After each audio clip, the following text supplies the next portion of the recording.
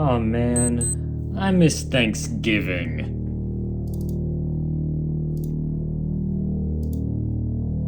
Alright, time to see what Santa brought me. Don't mind if I do.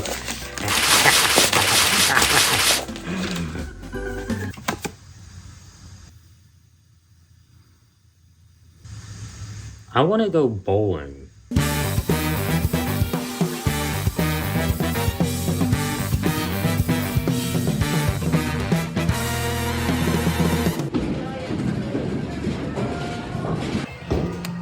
I suck at bowling, I forgot. If only there was some way I could get better at bowling right here, right now.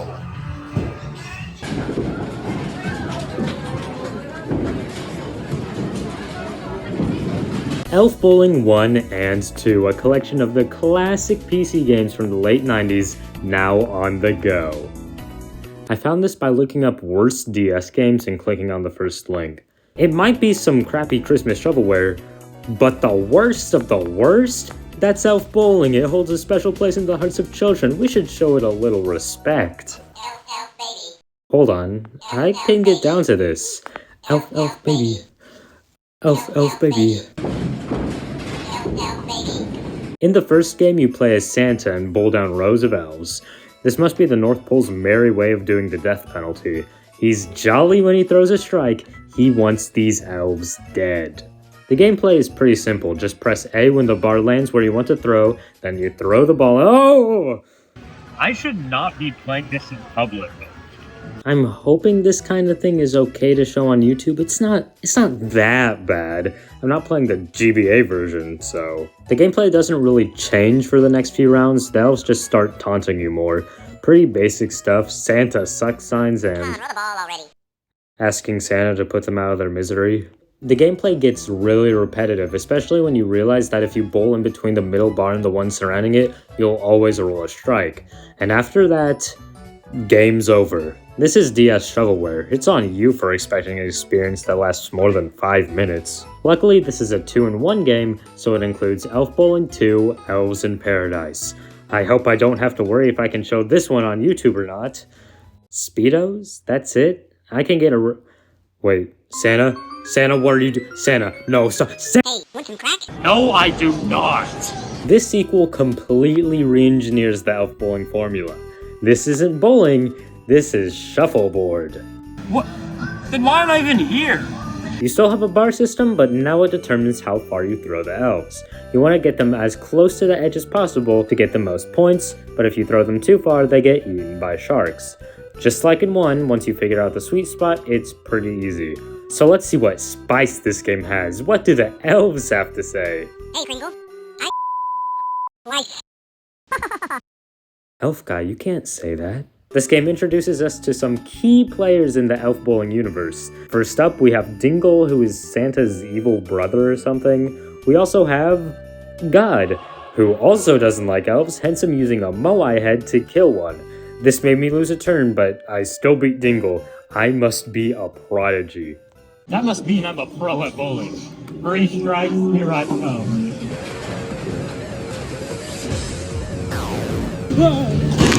I think the shuffleboarding messed me up. I need something better. I don't know, something realistic. Something, I don't know, that's actually bowling. That would be nice. Maybe, I don't know, even a 3rd entry in a franchise? This isn't bowling either. This game opens to a scrolling wall of text that confirms Dingle is Santa's brother and that one of Santa's favorite sports is midget tossing. So was this punishment or was Santa just bored? This game's risque part, because it wouldn't be elf bowling without one, is that you're using Miss Claus's bra to fling elves. Yes, the elves realize how strange this size is too. Don't laugh, your daughter might be in here. This is the least enjoyable entry in the series so far. The only way you can tell where you're really aiming is through this tiny arrow at the top of the screen and the arrow that shows how much power you're giving into your throw. But it doesn't really help that much. I failed all 3 of my attempts because I didn't meet the point quota, which, by the way, the game does not tell you. Fine. I looked up what's on later levels, and there's just more obstacles. The elves say the same. Speaking of the elves, it's time to check in on what they have to say. What's up? No wonder this guy's getting flung making Halloween references in the North Pole like that. This game really made me realize that the elves are basically more annoying South Park characters. In the first two, there was a chance they'd talk before your turn, but in 3, each one will say something new. For 2 games, and then you've heard everything there is to hear. Most of what they say are insults towards either Santa or Miss Claus. Hey, Kringle, you're so fat, you've got your own zip code. Mrs. Kringle's so old, her birth certificate says expired. Despite this comedy gold, this didn't get a single laugh out of me. Except for, of course, Waza! Wait, why am I playing this again? Oh yeah. Well, that seems promising. Super Elf Bowling, the first game that immediately wants me to buy its full version. I could only find a trial version online, so a lot of the game is locked behind a paywall. I can only play in single player on one of the 6 maps using one of the 6 characters. Who is Ellie Faye? Oh, look at that, we're in 3D. Knowing this is probably going to be a little rough around the edges. It bases how hard you throw the ball and how fast you flick your mouse. I didn't realize this at first, so I just threw it at full force. So, you got a strike. And it's already my favorite game in the series. I absolutely love janky physics in games, especially when it's played for comedy. Combine this with silly sound effects and you get one very happy me. The elves have been toned down from 2 and 3, now mostly just calling Santa stupid and old. You bow like old people. It's still a little edgy, but nothing that would get it a T rating. And they only show their butts once. This is basically just a 3D remake of the first Elf Bowling, just with a bit more customization thrown in. Remember, all the stuff I can't use? But still, the physics engine is obviously my favorite part.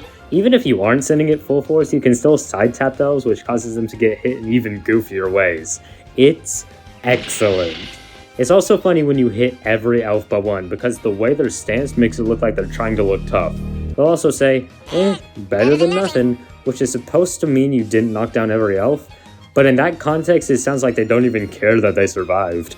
I just wish the elves said more in this game, because without their quips, this game gets boring really fast. And now that the audio isn't as compressed, they don't sound as much like South Park characters. Maybe they do talk more, but it's probably locked inside the paid version. Now moving on to Elf Bowling 6, because I couldn't find 5. I mean, I did find it, but no matter what I did, I kept on getting an error when I tried to open it. I looked it up and it's kind of like a 3D remake of 2, like how 4 was for 1, but it doesn't have any silly physics or anything, so I don't think I'm missing too much. Also, Dingle is a pirate in it. That's foreshadowing, remember it. Now, on to Elf Bowling 6. Hair Biscuits. 4 was a 3D remake of 1, 5 was a 3D remake of 2, so 6 should be a 3D remake of 3. And it's neither of those. It's a 2D javelin throwing-ish game, but this time they make sure it was still technically bowling by having Santa bowl an elf off a ramp. You have to roll the elf as far as possible while getting bonus points and avoiding obstacles like trees and polar bears. But there's also bad frame rates and choppy audio and... Look, this game is just bad. Easily the worst one in the franchise. The elves don't even say anything besides uh-oh when they take off. They can still shake it though. This game doesn't even make sense lore-wise because all the context it gives is Santa wants to bowl but his ball broke so he's using elves. He calls this bowling? Also, the name is supposed to reference a mechanic in the game that lets the elves go further. Yes, these jokes have been in every game. I've just been cutting them out because they're not funny. And also, the mechanic isn't even in the game. The end screen still calls Super Elf Bowling the ultimate elf bowling game. They knew they messed up. I would love to do a bit where I like take the game and throw it out a window or crush it or incinerate it or something like that. But this is just a computer program, there's no physical copy, so I can't do that. But what I can do is vandalize the game's cover art. Yeah, they beat me to it. Elf Bowling 7 and a 7th, The Last Insult. The title's a lie, don't believe it. This is where the lore finally gets a front seat, with a story mode being the main focus. But before we get to that, quick moment of appreciation for these avatars. This guy, so chill. He's just so nonchalant. And on the flip side, we've got this guy. I immediately took a screenshot and set it as my profile picture. Jumping into the story mode, we get some actual context for once. The elves are on strike because Dingle told them that Santa made a new rule saying that they had to work before breakfast. Also, he could control Christmas. But Santa won't stand for it because Dingle isn't merry enough. They look terrifying throughout the whole cutscene, but this frame really shows that. And this one. And this one. They decide to make a bet on whoever can win in a round of elf bowling. Whoever wins gets to control Christmas. Because I guess Santa just can't say the new rule was a lie? Seriously, what kind of person would lie about their policies to get people to follow them? Who? Tell me! This is the most direct follow-up to Super Elf Bowling, just with more in-depth gameplay and better graphics. You can decide which elf model looks filthier. Now there are power-ups that you can collect with the ball, and to make this more involved, you can now move your ball after you throw it. Neither of these mechanics are explained, so if you have your mouse to the side pre-bowl, even if you're aiming completely straight, your ball is gonna veer off. The new power-ups also aren't explained.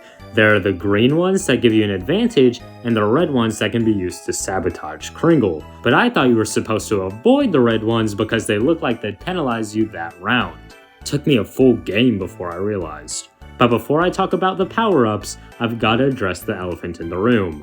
Are the elf physics in this game funnier than the physics in Super?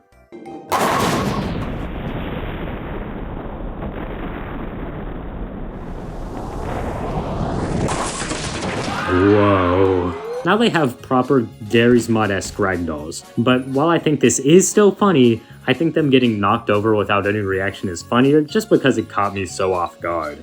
And speaking of comparing the comedic value of two elf-related topics, the elves in this game don't say anything funny. It's just pop culture references. And this game came out in 2007. It was funny when it was just, "What's up?" Because even in the movie it's referencing that's an actual joke. In this one, it's just a quote like, "What happens in the North Pole stays in the North Pole." Yeah, is that because of the yearly mass execution of elves? Comedy was not a factor keeping me playing this game. It was just my burning hatred against Dingle.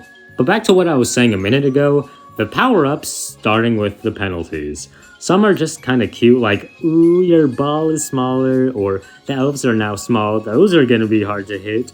Some have lore implications like having them file into protest lines, having them pull out shields with crossed out bowling balls. This is not the first time they've seen this. Have the rumors spread throughout the elf population? Are these survivors? These are just okay and can be cheesed with power-ups. The really annoying ones are the ones that mess up your mobility. There are oil spills that mess up your tracking, magnets that will pull you towards together, and hurdles that will send you flying. As mad as these make me, they do operate well as tests of skill. You can tell because I fail every time. But a lot of the power-ups are good counters. There are ones that make the ball or elves bigger if they get shrunk, and vice versa. Some guaranteed strike moves can be countered by power downs or whatever you call them, I don't know. I forget what these things are called. The game calls them dirty tricks, but that's stupid. Speaking of insta-strikes, a lot of power-ups are stupidly OP. This firework rocket is basically just a quick time event. There's a basketball that lets you bounce off elves until they're all gone, and a sandball that just explodes. Don't get me wrong, these are all dumb fun. Until Dingle gets them. Then they're unbalanced, unfair, and game ruining. But at least you can only use one at a time, both the good ones and the bad ones. Unless you get a 3-in-1, which makes it torture to get through a round. After 50 minutes, I finally beat Dingle, but he's the sorest loser ever and says, "Well, you didn't beat me outside. In underwear." I don't think this is about the elves anymore. Nothing really changes in level 2 besides the environment and Dingle being a little bit better. Also, the elves get eaten by sharks again if you get a spare. Sadly, we'll never get to know how this story ends because my free trial expired. Yeah, I could only find the limited version again, and I would buy the full one, but the development company InStorm doesn't exist anymore. That actually kind of makes me sad. Or maybe it's just seasonal depression. I never really liked winter. If only it was summer. If only I was on some kind of Hawaiian vacation. If only this segue wasn't way too obvious. The final game in the series, Elf Bowling Hawaiian Vacation. Like 7, it has a story mode and features the elves on vacation. They raid a cruise ship, which enrages the captain, challenging them to a duel to kick them off. Of course, they choose Elf Bowling, and this is just a reskin of 7. Same power-up, same model, same physics. It's even more obvious in level 2, where getting a spare causes the elves to get eaten by sharks for a 3rd time in this series. The only thing is that now it's elves killing each other, not Santa. Why? Don't question it. The one notable change is the elves' voice lines. There are still a few pop culture references like Medic! TF2 for some reason, but there are also some pretty interesting quotes that carry some heavy lore implications. I'd rather be at the factory. So the practice of elf bowling is so torturous that the elves would rather be slaving away in Santa's factories? At this point, he's been doing it for a decade. He's got to know how naughty this is. But there's one more quote that really shows how the elves are feeling. Save the elves! The elves are going extinct. Elf bowling is killing them en masse, over and over again, for the enjoyment of 2 old fat men. I'm not doing another political joke. The elves win, sink the ship, meet the Moai from 2. Oh, who cares? This is a stupid spin-off. It would be DLC nowadays. At best, Santa is using the death penalty to punish naughty elves, but I don't think elf bowling is a legally accepted method. I just wish we got more character depth from Santa, Dingle, and the elves. What are their dynamics like? How do the elves feel like being used as sentient bowling pins?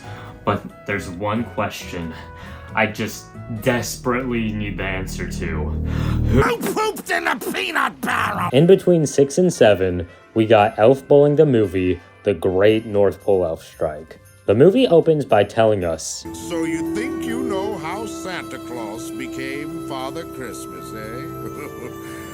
Well, think again. Santa and Dingle are on a pirate ship transporting stolen toys to give to children. At least Santa wants to give them to children. Dingle just wants them all for himself, because he hates children or something. Quick fun fact, Tom Kenny voices Dingle in this movie, and you can tell because he also does background voices, and SpongeBob makes a cameo later on. Okay, elves, you can be the pins. Back to the movie, Santa beats the crew in a game of bowling and gets himself and Dingle thrown overboard. They get washed ashore the North Pole frozen in ice and are found by 3 elves, Lex, Bagger, and Candle. Yes, those are the stupidest names I've ever heard, and no, these aren't the old midgets we've come to know. I'll let you decide which one is more terrifying. Candle barely does anything, Lex is supposed to be the main one, and Bagger is really annoying. What the dingle bobs are they? And what are you gonna do with them? He talks like this for the whole movie. They recognize Santa because he's a legend or something, so they unfreeze him with Lex's orb, keep that in mind, and take him to lead the elves. Dingle, being an evil jerk, tries to steal the orb the first chance he gets, but Santa stops him, accidentally sending the orb flying into a crowd of elves. But they all like it for some reason? Santa tries to play it off by saying he was bowling. Oh, sorry, not just bowling, elf bowling. We'll see how they like it when they get eaten by sharks and crushed by moais and eaten by polar bears. Santa gets ordained as head of the elves and they all start celebrating. I've just gotta point out this guy, just keep it under control, man. Speaking of keeping it under control, Santa instantly falls in love with the first female elf he sees. Rather you keep your hot strudel in your pants. Thank you, Dingle. I'm sure you won't have any problematic views in the future. The elves make lots of toys and Santa's like, hey, I like giving gifts to children. What if there was one day a year I took some of your toys and gave them to children using reindeer to travel all over the world using a comically large sack? And we can call it Christmas. And that's how we know this movie isn't canon to the game's lore. Because we know God exists in the games, which means Jesus exists, which means his birth caused Christmas. Before Santa can leave, Bagger comes up and reminds him of one important plot device. Through song, because of course this movie is a musical. Also, the song sounds like this and makes my ears hurt. Basically, he says that if elves aren't happy, they won't work. This is shown through Santa singing so poorly that they threaten to go on strike. But this, music to their ears. Anyway, Santa agrees. Fast forward 1400 years and he's running Christmas while Dingle and his penguin goons are up to no good. Santa married that one girl and Dingle's crashing in their house, but the wife wants him out. Santa's about to kick him out when... What is it, Bagger?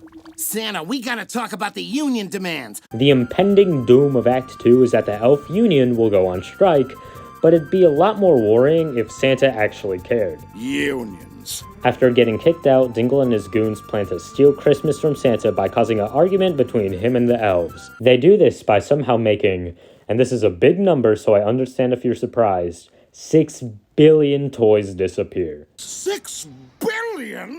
Blistering barnacles! Before Santa can even tell the elves about this, Dingle jumps in and says Santa has failed the elves, challenging him to a round of elf bowling to see who gets to control Christmas. And Dingle, being Dingle, tries to cheat by having his penguins dress up as elves and act as pins. He tries to whisper the rest of the plan to him, but when they can't hear him, he Imbeciles, get ready! makes it incredibly obvious that he's cheating. The penguins make it look like Dingle wins, but everyone can tell he's cheating and give the win to Santa instead. With his plan failing, Dingle devises a new one to make the elves so unhappy they form a mutiny. Through song, of course. He sings the rest of the songs, and he at least sounds better than Bagger. When you're evil... To make a 10-minute sequence short, they blow up the factory, blame it on Lex so that Santa fires him, then make it look like he's trapped on an iceberg so that Santa will try to save him and freeze again. Then they crudely frame Santa and Dingle anoints himself to be head of the elves. And what's his first order of business? Move them all to Fiji. Once again through song, of course. You idiots! I mean elves. It's called Fiji, where the bikinis are so teeny weeny. They all agree, because who wouldn't, so he loads them all onto a plane where he meets his own Mrs. Claus, all by using his favorite B word. Chapter 1. As I scour the South Pacific in search of a new workshop, I reminisce about me Christmas takeover, making me net worth somewhere in the upper billions. You must be Dingle, the one worth billions. I mean, the one with the billion-dollar looks. Dude, chill out! You can't be acting like that, but then tell Santa to Kenna when he feels genuine attraction. Holy! The elves land, meet a tiki tribe, and get tricked into working hypnotized in a sweatshop, all in a day's work. Back to the North Pole, Santa's wife gets him out of the ice and catches him up to speed, but who cares? At the same time, Tom Kenny is singing a song about how slavery makes the world go round. Slavery makes the world go round. It's easy enough to see. What could be better than making people sweat for you? I'll tell you, forcing them to do it for free. What makes this funnier is that this movie was definitely animated in a sweatshop. Lex breaks in and tries to stop him, but Dingle steals the orb and sends him flying straight to the leader of the Tiki tribe, who tells him that the real magic was inside him all along. It took him 1,400 years to figure that out. Santa shows up to stop Dingle, so he uses the orb to summon 2 Moais to stop him, like from Elf Bowling 2? Look, all I'm saying, they're referencing the Moai, so why can't they reference God? Lex free Santa, they go to the sweatshop, accidentally free the elves from being hypnotized. Huh, how come my underwear's on backwards? What? What's that supposed to mean? Dingle tries to get away in the sleigh. Santa grabs on, but he can't hold on. He's too fat. Lex uses his magic to stop the sleigh. Santa and Dingle bowl again. Dingle cheats again. Chief calls him out. Santa wins back Christmas, and they kill Dingle and the penguins. The end. Sorry that took so long. I tried to make it sound interesting, but this movie's just kind of bad. It didn't even give me that much lore insight. But wait, you know what it did teach me?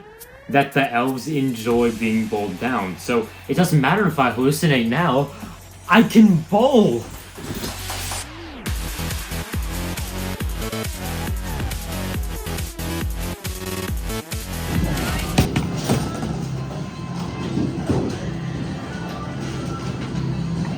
Dang it, I never actually practiced. Look, elf bowling may not have made me a better bowler.